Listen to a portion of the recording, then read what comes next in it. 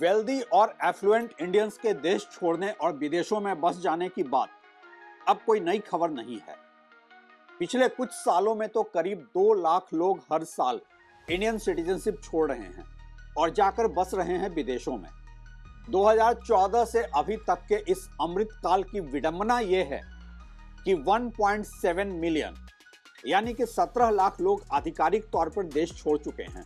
और ये आंकड़े सरकार ने ही दिया है राज्यसभा में एक सवाल के जवाब में। ज्यादातर जनरेशनल वेल्थ वाले तो देश छोड़ ही रहे हैं और उनके लिए तो ग्लोबल डेस्टिनेशन का अट्रैक्शन हमेशा से ही था। लेकिन न्यू मनी भी अब देश छोड़कर विदेशों में बसना चाह रहा है, इन्वेस्ट कर रहा है अलग अलग देशों में।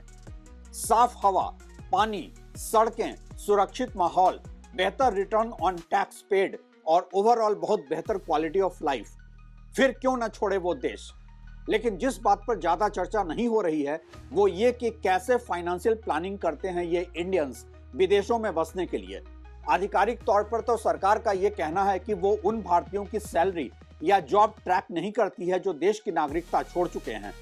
लेकिन जो अभी भी हैं इंडियन पासपोर्ट होल्डर, वो भी तो कर ही रहे हैं विदेशों में निवेश और भविष्य में छोड़ भी सकते हैं देश की नागरिकता। आखिर क्या है इंडियंस का ग्लोबल इन्वेस्टिंग पैटर्न जिसके बाद वो अफोर्ड कर पाते हैं देश की सिटीजनशिप छोड़ना।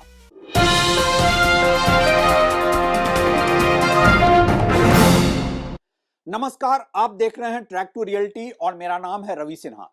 इंडियंस का ग्लोबल इन्वेस्टमेंट अब कोई विदेशी चमक धमक से प्रभावित फैसला नहीं रह गया है। यह है इंडियंस का एक सिस्टम से मोहभंग और सोची समझी इन्वेस्टमेंट पॉलिसी अपने बेहतर फ्यूचर के लिए। वर्ल्ड इनइक्वालिटी लैब रिपोर्ट ने यह तो बता दिया कि देश के सारे संसाधन और देश की सारी ही वेल्थ सिमट रही है टॉप के कुछ लोगों के हाथों में, लेकिन यह नहीं बताया कि यह टॉप पे सिमटता धन संसाधन देश के लिए कई और मायनों में भी नुकसानदेह है। ऐसा इसलिए कि ये वेल्दी लोग लगातार देश छोड़ रहे हैं, अपना पैसा इन्वेस्ट कर रहे हैं विदेशों में और देश का वेल्थ लगातार पार्क हो रहा है इंडिया से बाहर। और मैं यहां सिर्फ स्विस बैंक में बढ़ते उस इंडियन पैसों की बात नहीं कर रहा हूं जिसको कि वापस लाने का वायदा किया गया था देश के नागरिकों से। काले धन के देश से बाहर जाने की कहानी कुछ अलग है, लेकिन मेरी ये आज की कहानी है लीगल तरीके से देश के बाहर पैसा इन्वेस्ट करते हुए वेल्दी इंडियंस की। सच्चाई यह है कि अब तो आम इंडियंस भी जो वेल्थ हायरार्की में थोड़ा भी ऊपर उठ रहे हैं वो भी अपना पैसा इन्वेस्ट कर रहे हैं विदेशों में। आमतौर पर अब ऐसा माना जा रहा है कि कोई 1 मिलियन अमेरिकी डॉलर यानी कि कोई 9 करोड़ का नेटवर्थ बनाने के बाद इंडियंस एक्सप्लोर करने लगते हैं अपने लिए विदेशों में एक सुकून भरी जिंदगी। ये नेटवर्थ जरूरी है इंडियंस के विदेशों में सेटल होने के लिए, लेकिन इस 1 मिलियन अमेरिकी डॉलर के नेटवर्थ बनने से काफी पहले से ही वो इन्वेस्ट करने लगते हैं विदेशों में। और इसी के साथ खड़ा होता है ये सवाल, आखिर कहां और कैसे इन्वेस्ट कर रहे हैं इंडियंस अपना वेल्थ विदेशों में। आंकड़े बताते हैं कि भारतीय निवेशकों ने हाल ही में 35 करोड़ डॉलर से अधिक विदेशी रियल एस्टेट में निवेश किया है। यह पिछले साल की तुलना में बहुत बड़ा उछाल है और इसलिए भी कई सवाल खड़े करता है। प्रमुख गंतव्य देशों में यूनाइटेड किंगडम, संयुक्त अरब अमीरात, विशेषकर दुबई और आबू धाबी, अमेरिका और सिंगापुर शामिल हैं। यह निवेश सिर्फ रिटर्न ऑन इन्वेस्टमेंट के लिए नहीं है बल्कि गोल्डन वीजा रेजिडेंसी प्रोग्राम पाने की रणनीति के तहत भी होता है, जहां प्रॉपर्टी खरीदने पर लंबे समय के लिए वीजा या आधिकारिक नागरिकता मिल सकती है।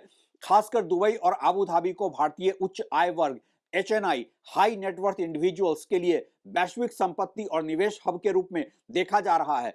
जाहिर सी बात है कि इससे यह भी पता चलता है कि धन संपत्ति वाले इंडियंस ज्यादा से ज्यादा देश छोड़ना चाहते हैं और विदेशों में बसना चाहते हैं। विदेशी शेयर और वित्तीय बाजार में भी इंडियंस की भागीदारी पिछले सालों में काफी बढ़ी है। भारतीय निवेशकों ने 2025 फाइनेंशियल ईयर में शेयरों और दूसरे फाइनेंशियल असेट्स में कुल 1.68 अरब डॉलर से अधिक निवेश किया है, जो कुछ समय पहले तक महज 400 मिलियन डॉलर ही था।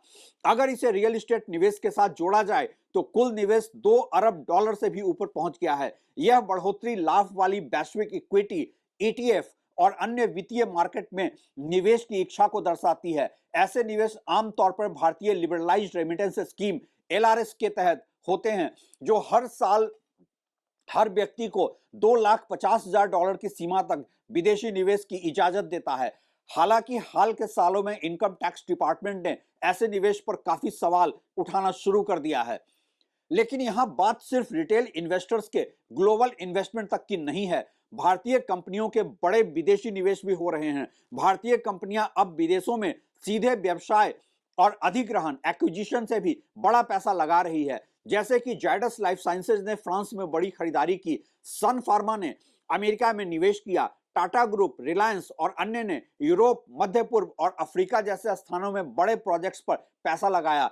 यह कॉर्पोरेट आउटबाउंड निवेश भारत की कंपनियों को ग्लोबल बिजनेस नेटवर्क का हिस्सा बनाता है। जहां तक बात है रिटेल इंडियन इन्वेस्टर्स की, तो एक recent report how India invest globally 2025 जिसे वेस्टेड फाइनेंस नाम के ग्लोबल इन्वेस्टिंग स्पेशलिस्ट फर्म ने रिलीज किया है, उसमें इंडियंस के इन्वेस्टिंग बिहेवियर और उनके इंटरनेशनल मार्केट के एक्सपोजर से पोर्टफोलियो डाइवर्सिफिकेशन को लेकर काफी इंटरेस्टिंग ऑब्जर्वेशंस हैं।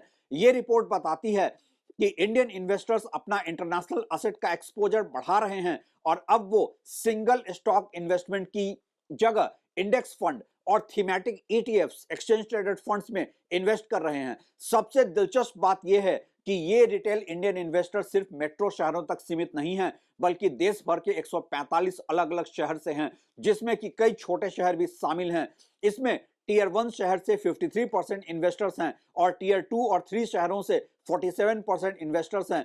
ये रिपोर्ट इंडियन इन्वेस्टर्स के ग्लोबल मार्केट के इन्वेस्टमेंट पैटर्न को एक डेटा ड्रिवन अप्रोच से देखते हुए बताती है कि HNIs high net worth Indians global investors हैं अब 18%, जबकि 82% अन्य भारतीयों के इंटरनेशनल निवेश। ये बताती है कि इंडियंस का ग्लोबल मार्केट में निवेश सिर्फ टॉप हेवी यानी कि एचएनआई तक सीमित नहीं है। और सबसे बड़ी बात यह है कि 68% इंडियंस का ये इन्वेस्टमेंट रेकरिंग इन्वेस्टमेंट यानी कि बार बार होने वाला इन्वेस्टमेंट है। 82% आम लोगों का इन्वेस्टमेंट ये दिखाता है कि लोगों का विदेशी निवेश ही नहीं बढ़ा है, बल्कि वो वक्त आने पर और अपना नेटवर्थ बढ़ जाने पर देश छोड़ना भी इवैल्यूएट करने लगे हैं। अब बात चूंकि आम इंडियंस की है, जिनके पास एक बड़ा कॉर्पस जरूरी नहीं कि हो और ये न्यू मनी भी है, तो ये देखना भी दिलचस्प है कि इंडियंस अपना पहला $100 ग्लोबल मार्केट में कहां इन्वेस्ट करते हैं। इस रिपोर्ट के अनुसार ये पैसा स्टॉक्स और ईटीएफ्स में इन्वेस्ट होता है। ग्लोबल मार्केट में 46% इंडियन इन्वेस्टर्स 35 साल से कम उम्र के हैं और इससे भी ये बड़ा इंडिकेशन मिलता है कि इंडिया का यंग टैलेंट विदेशी इन्वेस्टमेंट और विदेशों में सेटल होने को लेकर काफी इंटरेस्टेड है। इंडियंस का मीडियन पोर्टफोलियो साइज, मतलब कि आधे से ज्यादा ग्लोबल इंडियन इन्वेस्टर्स का पोर्टफोलियो साइज $10,465 का है। एचएनआई सेगमेंट में एवरेज डिपॉजिट है $23,860।